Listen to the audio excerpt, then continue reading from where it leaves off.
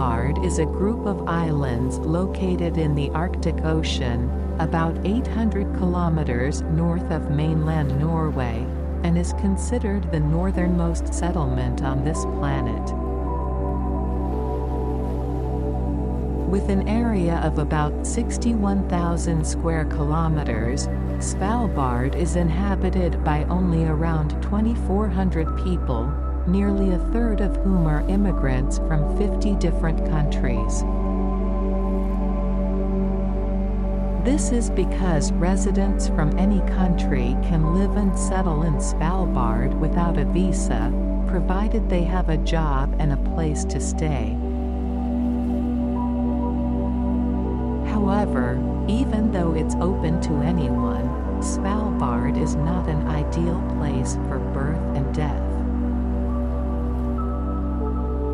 The thick, year-round frozen ground makes it nearly impossible to bury bodies here.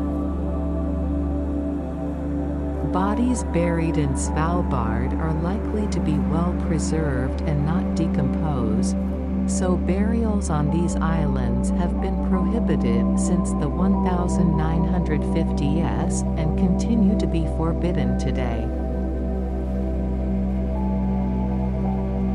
In addition to burying bodies, the authorities in Svalbard also prohibit pregnant women from giving birth here. This is because Svalbard does not have hospitals for pregnant women. Therefore, when a woman is pregnant, she has a few weeks before her due date to travel to the mainland to give birth. Svalbard is categorized as a desert, with its rocks, ice, cold temperatures, and low humidity, making it the northernmost part of the Earth known as the Arctic Desert. This region receives very little rainfall and has air that is nearly as dry as in hot deserts. Less than 10% of Svalbard's land has vegetation. Most of the island is covered in rocks and ice, making it almost impossible for plants to grow.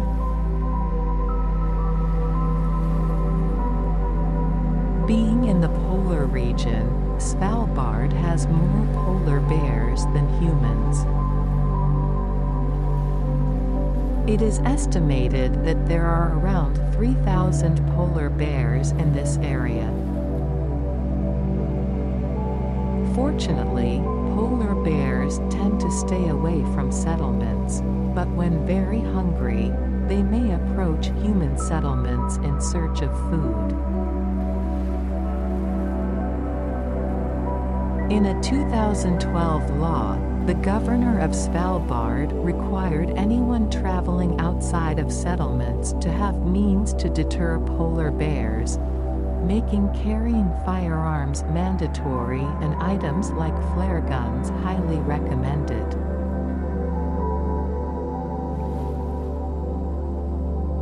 Besides being known as the northernmost settlement on Earth, Svalbard is also known as the Doomsday Vault or Doomsday Seed Vault. This nickname refers to a building used to store various plant seeds from around the world. This effort is intended to protect plant seeds from extinction in the event of nuclear war or global warming disasters. Construction of the vault began in 2004, and Svalbard was chosen as the location due to its low humidity and high elevation.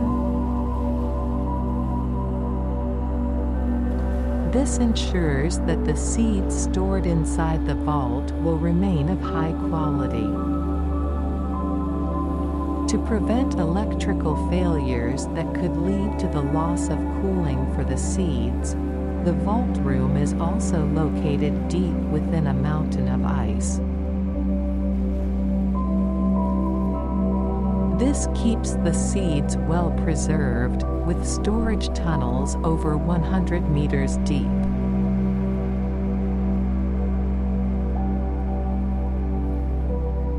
Another reason Svalbard was chosen as the seed storage location is that, despite its appearance of isolation, those with interests can still access it by commercial flights.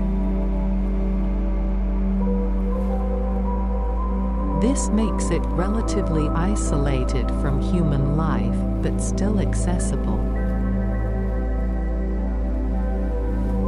When it first opened in 2008, the Svalbard Doomsday Vault received up to 320,000 seed samples from various gene banks worldwide. Each year, gene banks continue to add to the collection, with over 1 million samples residing in the vault by 2020. These samples come from a wide range of gene banks worldwide. The Svalbard Seed Vault has a maximum capacity of up to 4.5 million varieties. Typically, each variety contains about 500 seeds. This means that the vault can hold up to 2.5 billion seeds at once. However, despite its strong and modern appearance, it does not guarantee absolute protection from destruction. In fact, in 2017, the front section of the vault was affected by melting ice that entered deeper into the building. The term Doomsday Vault refers to the assumption regarding the vault's purpose. It is meant to be a precautionary measure in case of large-scale disasters caused by humans or climate change. When such events occur, the remaining human population can use the stored seeds for agriculture. This would allow new life to begin and continue as it did in previous eras.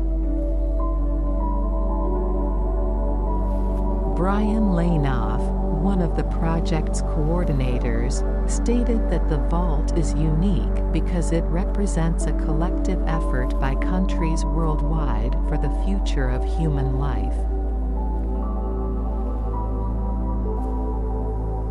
The vault doesn't discriminate whether the seeds come from South Korea or North Korea. They are all placed on the same shelves for the benefit of humanity.